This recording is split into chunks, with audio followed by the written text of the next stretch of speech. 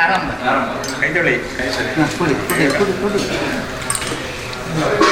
ಮಾತೆಲ್ಲ ಬರಲಿ ಏರು ಭಜನೆ ಬೇಕು ಬಲೆ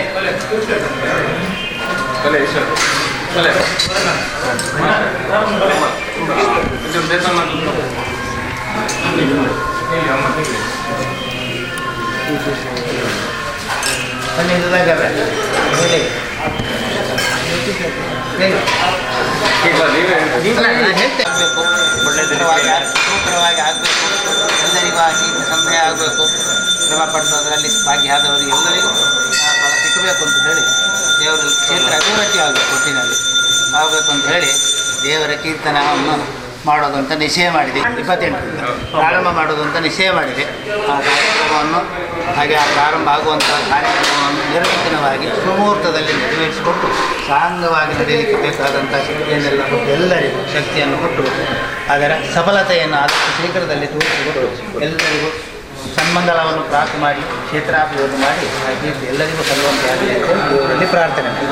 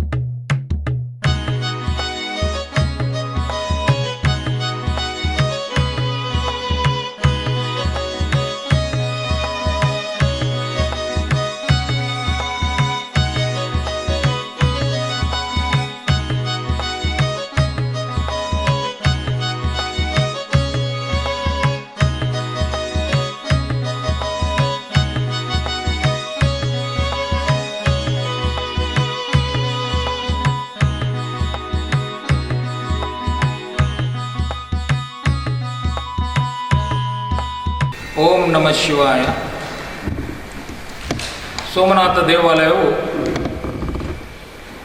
ಬಹಳ ವೇಗವಾಗಿ ಚಂದವಾಗಿ ಜೀರ್ಣೋದ್ಧಾರಗೊಂಡು ಬ್ರಹ್ಮಕಲಶೋತ್ಸವಕ್ಕೆ ವಿಜೃಂಭಣೆ ಬ್ರಹ್ಮಕಲಶೋತ್ಸವಕ್ಕೆ ಅಣಿಯಾಗುತ್ತಿರುವ ಈ ಸಂದರ್ಭದಲ್ಲಿ ಶಿವನಾಮ ಜಪ ಸಮಿತಿಯು 108 ದಿನಗಳ ಕಾಲ ಸಂಧ್ಯಾ ಶಿವಭಜನೆ ಎನ್ನುವ ಒಂದು ಕಾರ್ಯಕ್ರಮವನ್ನು ಹಮ್ಮಿಕೊಂಡಿದೆ. ಕ್ಷೇತ್ರ ಸಾನ್ನಿಧ್ಯ ವೃದ್ಧಿಗಾಗಿ ಮತ್ತು ಇಲ್ಲಿ ಎಲ್ಲ ಭಕ್ತರ ಒಂದು ಕೂಡುವಿಕೆ ಮತ್ತು ಜೀರ್ಣೋದ್ಧಾರ ಕಾರ್ಯವು ಅತ್ಯಂತ ಚಂದವಾಗಿ ನಡೆಯುವ ಉದ್ದೇಶದಿಂದ ಈ ಒಂದು ಕಾರ್ಯಕ್ರಮವನ್ನು ಹಮ್ಮಿಕೊಂಡಿದೆ. ಶಿವನಾಮ ಜಪ ಸಮಿತಿಯು ಕಳೆದ ಹಲವಾರು ವರ್ಷಗಳಿಂದ ಸೋಮವಾರ ಬೆಳಿಗ್ಗೆ 11:45ರಿಂದ ಮಧ್ಯಾಹ್ನ 12:15ರವರೆಗೆ ಸಾಮೂಹಿಕ ಶಿವನಾಮ ಜಪವನ್ನು ನಡೆಸಿಕೊಂಡು ಬರ್ತಾ ಇದೆ. ಈ ಕಾರ್ಯಕ್ರಮದಲ್ಲಿ 100 ಭಕ್ತರು ಬಂದು ಭಾಗವಹಿಸಿ ದೇವರ ಕೃಪೆಗೆ ಪಾತ್ರರಾಗಿ ಅವರ ಸಕಲ ಇಷ್ಟಾರ್ಥವನ್ನು ನೆರವೇರಿಸಿಕೊಂಡಿರುತ್ತಾರೆ.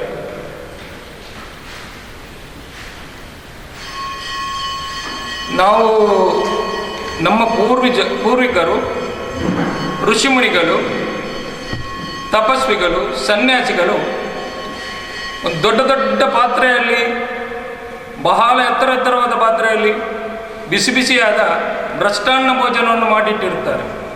ಬಹಳ ಎತ್ತರವಾಗಿದೆ, ನಮಗೆ ತೆಗೀಲಿಕ್ಕೆ ಆಗೋದಿಲ್ಲ.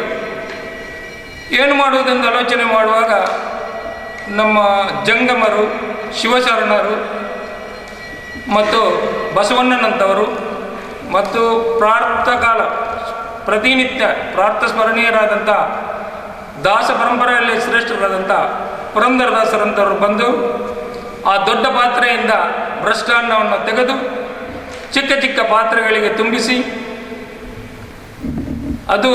ಅದಕ್ಕೆ ಸ್ವಲ್ಪ ಉಪ್ಪು ಖಾರ ರುಚಿಗೆ ತಕ್ಕ ಬೇಕಾದ ಪದಾರ್ಥಗಳನ್ನು ಸೇರಿಸಿ ಚಿಕ್ಕ ಚಿಕ್ಕ ಪಾತ್ರೆಯಲ್ಲಿ ಇಟ್ಟಿರ್ತಾರೆ. ಈಗ ಚಿಕ್ಕ ಚಿಕ್ಕ ಪಾತ್ರೆಯಲ್ಲಿ ಇಟ್ಟಿರುವಂಥ ಈ ಪದಾರ್ಥಗಳನ್ನು ಭ್ರಷ್ಟಾನ್ನ ಭೋಜನವನ್ನು ಪಂಕ್ತಿಗಳಿಗೆ ಬಡಿಸಬೇಕು. ಯಾರು ಬಡಿಸೋದು? ನಾವು ಕೆಲವೊಂದು ಸಮಾರಂಭಕ್ಕೆ ಹೋಗಿ ಪಂಕ್ತಿಯಲ್ಲಿ ಕೂತಾಗ ಒಂದು ಸಲ ಅನ್ನ ಅಂತ ಹೇಳೋದು ಕೇಳ್ತದೆ, ಮತ್ತೊಮ್ಮೆ ಸಾಂಬಾರು ಅಂತ ಹೇಳೋದು ಕೇಳ್ತದೆ. ನಾವು ಅನ್ನ ಬೇಕು ಅಂತ ಈಗ ಕೈ ಹಾಕುವಾಗ ಅನ್ನ ಬಡಿಸುವವರು ಓಡಿ ಹೋಗಿ ಹಾಕ್ತಾರೆ. ಮತ್ತು ಸಾಂಬಾರಿಗೆ ಬೇಕಂತ ನೆನೆಸಿ ಕೇಳುವಂತ ನೆನೆಸುವಾಗ ಸಾಂಬಾರಿನವರು ಓಡಿ ಹೋಗ್ತಾರೆ. ಹಾಗಾದರೆ ಹಾಗಂತ ಕೆಲವೊಂದು ಸಮಾರಂಭಗಳಲ್ಲಿ ಕೆಲವೊಂದು ಪಂಕ್ತಿಗಳಲ್ಲಿ ನಮಗೆ ಉಳಿಯವರು ಹಿಂದಿಂದ 3 ಜನ ಬರ್ತಾರೆ. ಉಳಿಬೇಕಾ ಪಾಯಸ ಬೇಕಾ ಅನ್ನುವ ರೀತಿಯಲ್ಲಿ. ಅದೇ ರೀತಿಯಲ್ಲಿ ಈಗ ನಮಗೆ ಈ ದೇವರ ಒಂದು ನಾಮವನ್ನು, ದೇವರ ಒಂದು ಹಾಡುಗಳನ್ನು, ಸಾಹಿತ್ಯವನ್ನು ನಮಗೆ ಉಣಬಡಿಸಲಿಕ್ಕೆ ಬರ್ತಾ ಇದ್ದಾರೆ. 108 ದಿನಗಳಲ್ಲಿ 106 ಭಜನಾ ತಂಡಗಳು. ಒಮ್ಮೆ ಹೇಳಿದರೆ ನಮಗೆ ಅರ್ಥ ಆಗೋದಿಲ್ಲ ಅಂತ ಹೇಳಿ 2ನೇ ಸಲ ಆಡ್ತಾರೆ, 2ನೇ ಸಲ ಅರ್ಥ ಆಗೋದಿಲ್ಲ ಅಂತ ಹೇಳಿದರೆ 3ನೇ ಸಲ ಆಡಿ, 4ನೇ ಸಲ ಬಾರಿ ಆಡಿ, ಪ್ರತಿಯೊಂದು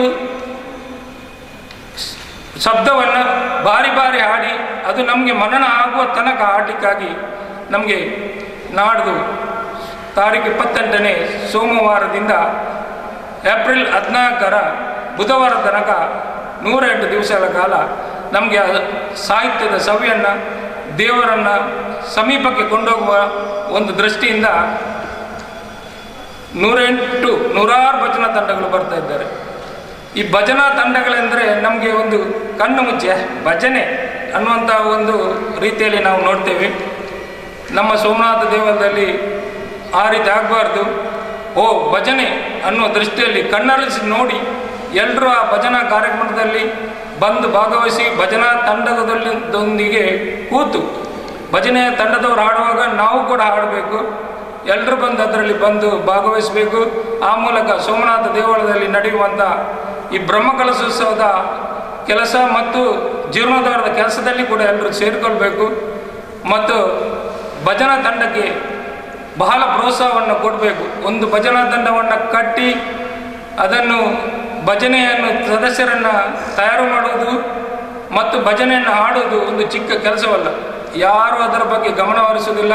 ಅದು ಭಜನೆ ಅಂತ ಅದು ಒಂದೇ 3 ಶಬ್ದದಲ್ಲಿ ಅದನ್ನು ಮುಗಿಸಿಬಿಡ್ತಾರೆ. ಒಂದು ಕಡೆ ಭಜನೆಯನ್ನು ಕರ್ಕೊಂಡು ಹೋಗಬೇಕಾದ್ರೆ ಒಂದು ತಂಡಕ್ಕೆ ಒಂದು 2,000 ರೂಪಾಯಿ ಆದರೂ ಖರ್ಚು, ಮತ್ತು ಆ ದಿನದ ತಂಡದ ಸದಸ್ಯರ ವೇತನ ಯಾವುದೂ ಇಲ್ಲವಾಗಿ ದೊಡ್ಡ ಒಂದು ಸೇವೆಯನ್ನು ಭಜನೆಯವರು ಪ್ರತಿಯೊಂದು ಕಡೆ ಹೋಗಿ ಮಾಡಿ ಸಲ್ಲಿಸ್ತಾ ಇದ್ದಾರೆ. ಭಜನಾ ತಂಡಕ್ಕೂ ಕೂಡ ಒಳ್ಳೆಯ ಗೌರವ ಮುಂದಿನ ದಿನಗಳಲ್ಲಿ ಸಿಗಬೇಕು. ಅವರಿಗೂ ಕೂಡ ಎಲ್ಲರನ್ನು ಕರೆದು ಸನ್ಮಾನಿಸಿ ಅವರನ್ನು ಕೂಡ ಸಂತೋಷಗೊಳಿಸಬೇಕು. ಬಹಳ ದೊಡ್ಡ ಧರ್ಮದ ಸೇವೆಯನ್ನು ಅವರು ಮಾಡ್ತಾ ಇದ್ದಾರೆ. ನಾಡ್ದು ನಡೆಯುವಂಥ 108 ದಿನದ ಭಜನೋತ್ಸವಕ್ಕೆ ಎಲ್ಲರೂ ಬಂದು ಭಾಗವಹಿಸಬೇಕು ಮತ್ತು ಆ ಮೂಲಕ ಶ್ರೀ ಸೋಮನಾಥ ದೇವರ ಕೃಪೆಗೆ ಎಲ್ಲರೂ ಪಾತ್ರರಾಗಬೇಕೆಂದು ನಾನು ಕಳಕಳಿಯ ವಿನಂತಿಯನ್ನು ಮಾಡ್ತಾ ಇದ್ದೇನೆ.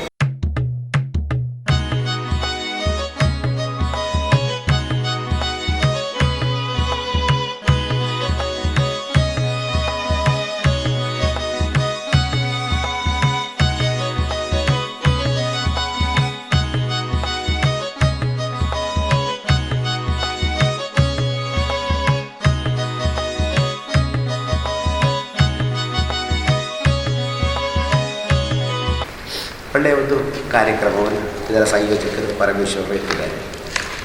ಒಬ್ಬ ವ್ಯಕ್ತಿಯಲ್ಲಿ ಅತ್ಯಂತ ಆಕರ್ಷಣೀಯವು, ಅತ್ಯಂತ ಅನುಭವ ಕೊಡುವಂಥದ್ದು ಯಾವತ್ತೂ ಸಂಗೀತವೇ. ಸಂಗೀತಕ್ಕಿಂತ ಪರಿಣಾಮಕಾರಿಯಾದ ಮಾಧ್ಯಮ ಇನ್ನೊಂದು ಬೇರೆ ಯಾವುದೂ ಇಲ್ಲ. ಅದರಲ್ಲಿ ಒಂದು ಭಜನಾ ಸಂಕೀರ್ತನೆ ಎಂಬ ಒಂದು ವಿಚಾರ ಮಾಡುವುದಂತಾದರೆ ಅದು ಸಕಲ ಜೀವಜಾಲಗಳನ್ನು, ಅಲ್ಲಿ ಮನುಷ್ಯರು ಅಂತೇಳಿಯಲ್ಲ, ಎಲ್ಲ ಜೀವಜಾಲಗಳನ್ನು ಆಕರ್ಷಿಸಲಿಕ್ಕೆ ಅತ್ಯಂತ ಶ್ರೇಷ್ಠ ವಿಜಯ. ಇಲ್ಲಿ ಮನುಷ್ಯರಾದ ನಾವು ಒಂದು ಏಕಾಗ್ರತೆಯಲ್ಲಿ ಇರುವುದಿಲ್ಲ. ಅನೇಕ ಆಗ್ರಹಗಳು ನಮಗಿರುತ್ತದೆ. ಆ ಒಂದು ಏಕಾಗ್ರತೆಗೆ ಬರಬೇಕು ಅಂತಾದರೆ ಮನಸ್ಸುಗಳು ಶಾಂತತೆಯು ಮತ್ತು ಶ್ರದ್ಧೆಯು ಬರಬೇಕು ಅಂತಾದರೆ ಈ ಭಜನೆ ಅತ್ಯಂತ ಅವಶ್ಯಕ. ನಮ್ಮ ಪರಮೇಶ್ವರ್ ಹೇಳಿದರು, ಭಜನೆ ಎಂಬುದು ಎಲ್ಲರೂ ಕೀಳು ಮಟ್ಟದಲ್ಲಿ ನೋಡ್ತಾರೆ ಅಂತೇಳಿ. ನನಗೆ ಹಾಗೆ ಅನಿಸೋದಿಲ್ಲ ಅವರು ಹೇಳಿದ್ದು. ಯಾಕಂದರೆ ಈ ಸ್ವಾತಂತ್ರ್ಯ ಸಿಕ್ಕಿದ್ದೇ ಭಜನೆಯಿಂದ. ನಮ್ಮ ಬಾಲಗಂಗಾಧರ ತಿಲಕರು ಗಣೇಶೋತ್ಸವವನ್ನು ಶುರು ಮಾಡಿದರು. ಪ್ರಾರಂಭ ಮಾಡಿದಾಗ ಅದು ಭಜನೆಯಿಂದಲೇ ಅವರು ಗಣೇಶೋತ್ಸವವನ್ನು ಆರಾಧನೆ ಮಾಡಿದರು. ಇಷ್ಟು ಜನರನ್ನು ಸೇರಿಸಿ ಒಂದು ಇಡೀ ಭಾರತಕ್ಕೆ ಸ್ವಾತಂತ್ರ್ಯ ಕೊಡೋದಂತಂದರೆ ಆ ಭಜನೆ ಮಹತ್ವ ಅತ್ಯಂತ ಶ್ರೇಷ್ಠ ಅಂತೇಳಿ ನಾನು ಭಾವಿಸ್ತೇನೆ. ಅತ್ಯಂತ ಶ್ರೇಷ್ಠವೇ.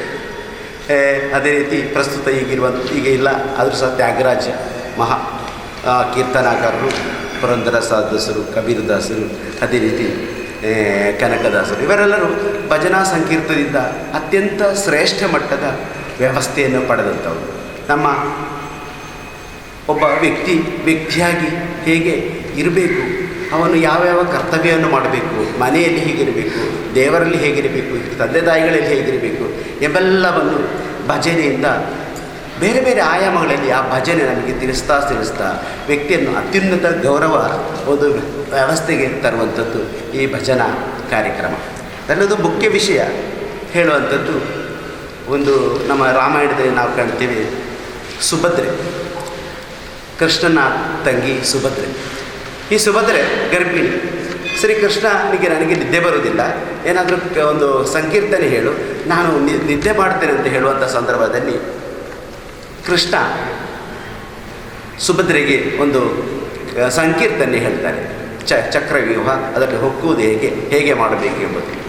ಇದನ್ನೆಲ್ಲ ಕೇಳಿ ಕೇಳಿ ಕೇಳಿ ಕೇಳಿ ಇವಳಿಗೆ ಒಳ್ಳೆಯ ನಿದ್ದೆ ಬರ್ತದೆ. ಆದರೆ ಹೂಗುಟ್ಟಿದ್ದದ್ದು ಅದರ ಸುಭದ್ರೆ ಹೊಟ್ಟೆಯಲ್ಲಿರುವಂಥ ಮಗು. ಇದನ್ನು ಕೇಳಿದ ಆ ಮಗು ಅಭಿಮನ್ಯು ಮುಂದೆ ಯಾವ ವಿದ್ಯಾಭ್ಯಾಸಕ್ಕೆಲ್ಲ ಚಕ್ರವ್ಯೂಹವನ್ನು ಒಳಹೊಕ್ಕುವಂಥ ವಿದ್ಯೆಯನ್ನು ತನ್ನಷ್ಟಕ್ಕೆ ಕಲಿತ. ಈಗ ಪ್ರಸ್ತುತ ಇದು ಯಾಕೆ ಹೇಳಿದೆ ಅಂದರೆ, ಇವತ್ತು ನಮ್ಮ ದೇವರು ಬಾಲಾಲಯದಲ್ಲಿದ್ದಾರೆ. ಬಾಲಾಲಯ ಅಂದರೆ ಒಂದು ಗರ್ಭಗೃಹ. ಈ ಗರ್ಭಗೃಹದಲ್ಲಿ ಮಗು ಇನ್ನು ಪ್ರತಿಷ್ಠಾ ಸಂದರ್ಭದಲ್ಲಿ ಹುಟ್ಟಬೇಕಲ್ವೇ?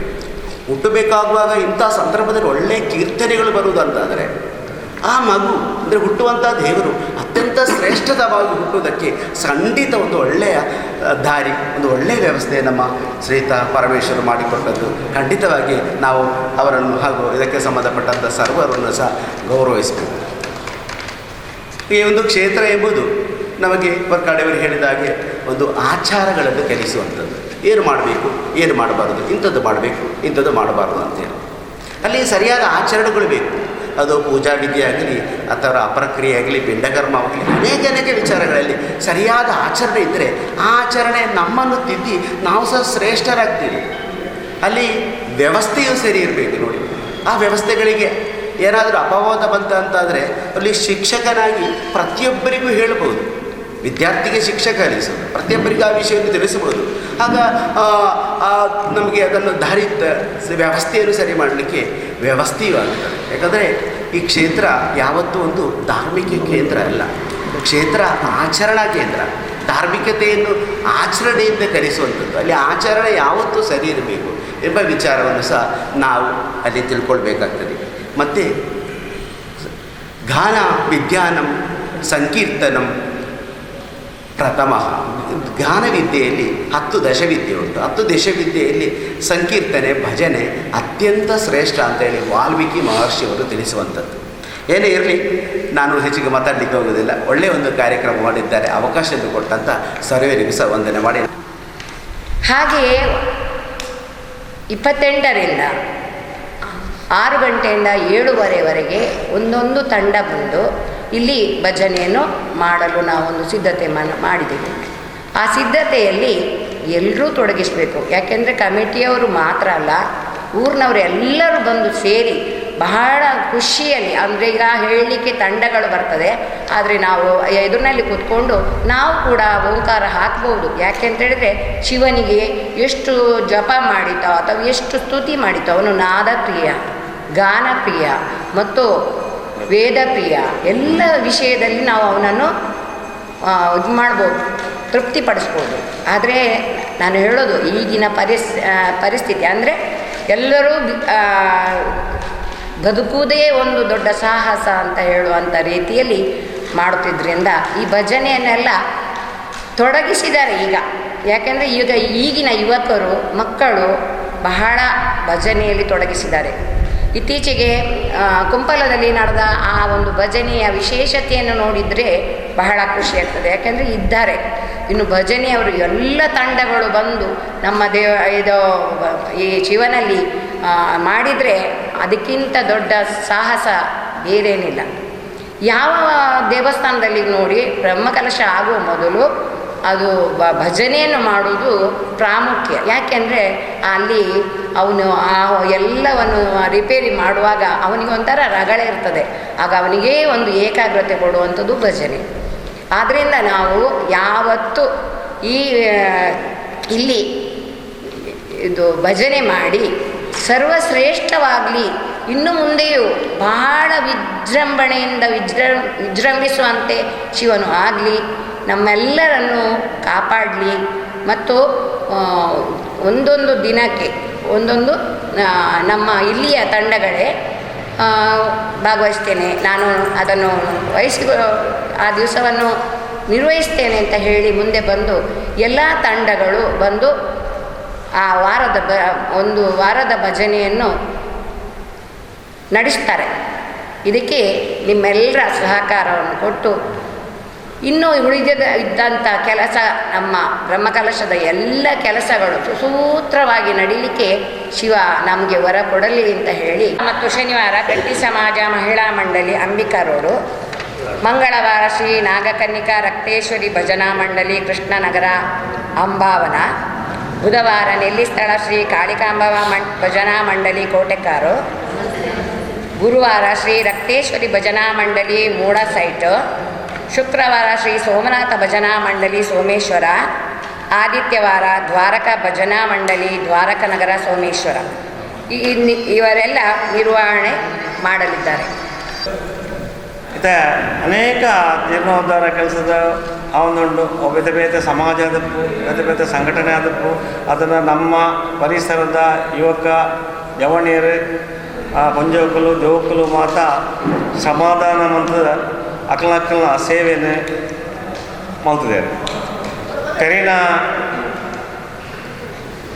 ಮಾರ್ಚ್ 26 ಏಪ್ರಿಲ್ 2 ತಾರೀಕು ಅಂತ ಜಾತ್ರಾ ಮುಖೇನ ನಮ್ಮ ಬಾರಿ ವಿಜೃಂಭಣೆ ಬ್ರಹ್ಮಕಲ ಶಾವಡು ಬ್ರಹ್ಮರಥ ಬರಡು ಒಂದು ಮತ ಏನಿತ್ತ ಕೊರೋನಾ ಬಂತು ನಾವು ವ್ಯಾಧಿದ್ದಾರು ದುಂಕೊಂಡು ಅಂಚಾನಿಟ್ಟು ಈ ಭಜನೆ ನಮ್ಮ ತ್ರಿಮೂರ್ತಿಲೇನು ಆರಾಧನೆ ಮಂತ್ಲೆಕ್ಕ ಭಜನೆ ಅವು ತ್ರಿಮೂರ್ತಿಲ ಇಟ್ಟು ಸೇರೋದಿಲ್ಲ. ತ್ರಿಮೂರ್ತಿ ಬಂದ್ರೆ ಆಯ್ತು ಮಾತಾ ಶಕ್ತಿಲ ಬರ್ತದೆ, ಆದಿಶಕ್ತಿಲ ಬರ್ತದೆ, ದುರ್ಗಾವನೇಶ್ವರ ಅನ್ನಪೂರ್ಣೇಶ್ವರ ಪೂರ ಬರ್ತದೆ. ಈ ಭಜನೆ ನಡಕ್ಕೆ ಪೂರ ಸಂತೃಪ್ತರಾಯರಂಗಂಡ ನಮ್ಮ ಈ ಕಾರ್ಯಲು ಪೂರ ಹೆಂಚಿನ ಮಾತ ಕಾರ್ಯಲು ಮಾತ ಉಂಡ ಎಡ್ಡೆ ರೀತಿ ನಡಪರ ಸಾಧ್ಯತೆ ಉಂಟು ಎನ್ನ ಅನಿಸಿಕೆ. ಅದೇನೆ ನಮ್ಮ ಉಗುಲ ಉಂಡಲ್ಲ ಆಯ್ತ ಒಟ್ಟಿಗೆ ಪೂರಕವಾದ ಡಾಕ್ಟರ್ ಮಕ್ಕಳು ಮದ್ದು ಕೊರ್ನಾಗ ಮಾತ್ರೆ ಕೊರನೆಲ್ಲ ಎಕ್ಸೈಸ್ ಮಂತ್ಲೆ ಏನು ಮಂತೇರು ಮಾತ್ರೆ ಕೊರನಲ್ಲ ಅಂತ ಎಕ್ಸೈಸ್ ಮಂತ್ಲೆ ದಿನ ನಡಪಲೆ ವಾಕಿಂಗ್ ಮಂತ್ಲೆ ಏನು ಮಂತೇರು. ಅಂಚೆನೆ ಈ ಬ್ರಹ್ಮಕಲಶಿ ಕೆಲಸದ ಮತ್ತು ಆ ಉಂಡ ಕಾಸದ ಅವಶ್ಯಕತೆ ಎಲ್ಲ ಉಂಟು. ಅಂಚ ನಮ್ಮ ಹಿರಿಯರನ್ನ ಮತ್ತು ಸೇರಿದು ಆ್ಯಂಕಲ್ ಗ್ರಾಮಕ್ಕೆ ಹೋದು ವಾರ್ಡ್ ಮತ್ತು ಪಣದಲ್ಲ ಪ್ರತಿ ಇಲ್ಲದ ಹೆಚ್ಚ ಕೊರ್ರೆ ಜನಲ್ಲ ಒಂಜಿ ಸಾರ ಅಂಡ್ಲ ನಿಕ್ಲ ಕಾಣಿಕೆ ಆ ಕ್ಷೇತ್ರಕ್ಕೆ ಎತ್ತೋಡು ಉದಯ ಪಂಡವ ನಿಮಿತ್ತ ಸೋಮನಾಥಗೆ ಮಾತಲ್ಲ ಕಾಸು ಕೊಡು ಒರಿನ ಬಿಡ್ಸಿ ಒಂದೇನು ಆಗ್ಲಿಗೆ ಅಂಚಿನಾಗ್ಲಿದ್ದಲ್ಲ ಕೊರ್ರಾಯಿಜಿ ಕಾಸು ಕೊರ್ರಾಯಿಜನ್ನ ಕುಡಜಿ ಯೋಜನೆಯನ್ನು ಎಂಗ್ಲ ಮಿತ್ರರಾಯನ ದಿನೇಶ್ ಕಾಜಗರ್ನ ಮುತಾಲಿ ಕೇಳಿ ಎಂಗ್ಲು ಮಾತ್ರ ಸೇರಿದು ಡಬ್ಬಿ ಕಾಣಿಕೆ ಡಬ್ಬಿನ ಒಂದದ ಆ ಕಾಣಿಕೆ ಡಬ್ಬಿನ ಇಲ್ಲಳ್ಕೊಂಡು ನಮ್ಮ ದೀಪಪತ್ತನಾಗ 40 ದಿನ ಜೋಕುಂಡ ಕಾಸು ಪಡ್ಪಾಲೆ ಭಾರಿ ಪ್ರಯೋಜನ ಉಂಟು. ಅಂಚೇನಾದ್ರೆ ಈ ನಮ್ಮ ಶಿವನಾಮ ಜಪ ಪತಿರ್ದಾಪನಂಚಿನ ಈ 100 ಭಜನಾ ಕಾರ್ಯಕ್ರಮ ಈ ಬ್ರಹ್ಮಕಲಶೋಡು ಭಾರಿ ಮಲ್ಲ ಒಂಜಿ ಆರ್ಥಿಕ ಸಂಪತ್ತಾದ ಬೆಳೆಯೋಡು ಪಂಪನ ಎನ್ನಂಜಿ ಸೋಮನಾಥನ ಪ್ರಾರ್ಥನೆ. ಈ ಸೋಮನಾಥನ ಬ್ರಹ್ಮಕಲಶ ಅತಿ ವಿಜೃಂಭಣೆಡಾವಡು ನಂಗೆ ಮಾತ್ರ ನನೊಂಜಿ ಬ್ರಹ್ಮಕಲಶ ಎಂಕ್ಲೆ ಮತ್ತು ತಿಕ್ಕುಣ ಒಂದೊಂಜಿ ಆ ಭರವಸೆ ಎಂಕ್ಲೆ ಇಜ್ಜಿ ಆನಾಡ ಈ ಸೇವೆಯನ್ನು ನಾವು ಪರಪೂರ್ಣವಾದ ಮಂತ್ರದ ಈ ಭಜನಾ ಕಾರ್ಯಕ್ರಮ ಅಂಚನೆ ಮಾತ ಭಜನಾ ಕಾರ್ಯಕ್ರಮ ನಿರಿಗ್ನವಾದ ನಡಪಾಡು ಲೆಕ್ಕ ಒಂಜಿ ತೊಂದರೆ ಬರಲೆಕ್ಕ ಆ ಮಹಾಗಣಪತಿಲ ಆ ಅನ್ನಪೂರ್ಣೇಶ್ವರಿಲ ಅಂಚೆ ಮಾತ ಪರಿವಾರ ದೇವರಲ್ಲ ಶ್ರೀ ಸೋಮನಾಥ ಎಲ್ಲ ಅಂಚನೆ ಎಂಗ್ಲ 9 ಕೆರೆ ಶ್ರೀ ರಾಜಾಗುಳಿಗೆಲ್ಲ ಈಗ ಅನುಗ್ರಹ ಕೊರಡು ಪಣಂದು ತುಂಬ ಖುಷಿ ಆಗ್ತಾ ಇದೆ. ಈ ಭಜನಾ ಶಿವನಾಮ ಜಪ ಅಂತ ಏನು ಕಾರ್ಯಕ್ರಮವನ್ನು ನೀವಿಲ್ಲಿ ಆಯೋಜಿಸಿಕೊಂಡಿದ್ದೀರಿ, ಭಜನಾ ಸಂಕೀರ್ತನೆ 108 ದಿನಗಳ ಭಜನಾ ಸಂಕೀರ್ತನೆ ಏನನ್ನು ಆಯೋಜಿಸಿದ್ದೀರಿ ಅದಕ್ಕೆ ಶುಭಕರವಾಗಲಿ. ಸೋಮನಾಥ ದೇವರ ಕೃಪೆ ಇರಲಿ.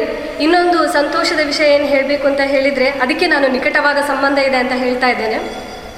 ಒಂದು ಪ್ರೊಫೆಷನಲ್ ಲೆವೆಲಲ್ಲಿ ನನ್ನ ಶಂಭೋ ಶಿವಶಂಭೋ ಎನ್ನುವ ಹಾಡು ಯೂಟ್ಯೂಬ್ ಉನ್ನತ ಏನು ಹೇಳೋದು ಪ್ರೊಫೆಷನಲ್ ಲೆವೆಲಲ್ಲಿ ರಿಲೀಸ್ ಆಗ್ತಾ ಇದೆ ಜನವರಿಯಲ್ಲಿ. ಸೊ ಮೊದಲೇ ಇಲ್ಲೇ ಬಂದು ನಾನಿಲ್ಲಿ ಕೈ ಮುಗಿತಾ ಇದ್ದೇನೆ. ಏನೋ ಒಂದು ಏನು ಹೇಳ್ಕೊಳ್ಳಿಕ್ಕೆ ಆಗ್ತಾ ಇಲ್ಲ, ಅಷ್ಟು ಸಂತೋಷ ಆಗ್ತಾ ಇದೆ. ಇಲ್ಲಿ ಏನು ಕಾರ್ಯಕ್ರಮವನ್ನು ಆಯೋಜಿಸಿಕೊಂಡಿದ್ದೀರಿ ಎಲ್ಲವೂ ಶುಭಕರವಾಗಲಿ. ಅದೇ ರೀತಿ ಜೀರ್ಣೋದ್ಧಾರ ಕಾರ್ಯಕ್ರಮವಾಗಿರ್ಬೋದು, ಬ್ರಹ್ಮಕಲಶೋತ್ಸವ ಕಾರ್ಯಕ್ರಮವಾಗಿರ್ಬೋದು, ಭಗವಂತನ ಆಶೀರ್ವಾದ ಇದ್ದರೆ, ಅವನ ಇಚ್ಛೆ ಇದ್ದರೆ ಬ್ರಹ್ಮಕಲಶಕ್ಕೂ ನಾನಿಲ್ಲಿ ಬರುವಂತಹ ಒಂದು ಸಂದರ್ಭ ಬರ್ಬೋದು ಅಂತ ನನ್ನ ಮನಸ್ಸು ಹೇಳ್ತಾ ಇದೆ. ನಡಿಬೋದು, ಖಂಡಿತವಾಗಿಯೂ ಕೂಡ ಬಂದೇ ಬರ್ತೇನೆ.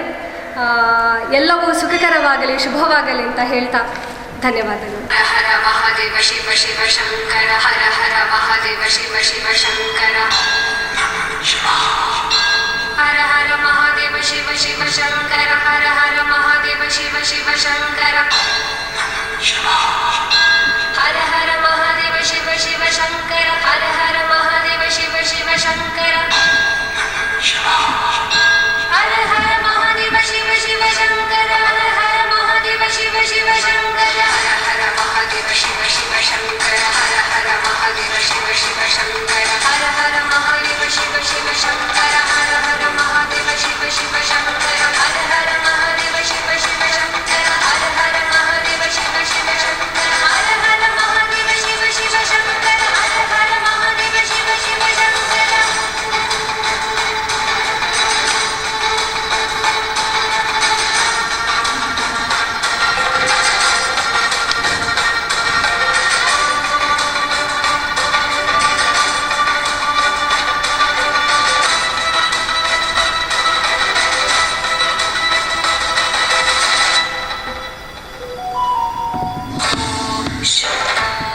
शिव शंभो स्वयंभो,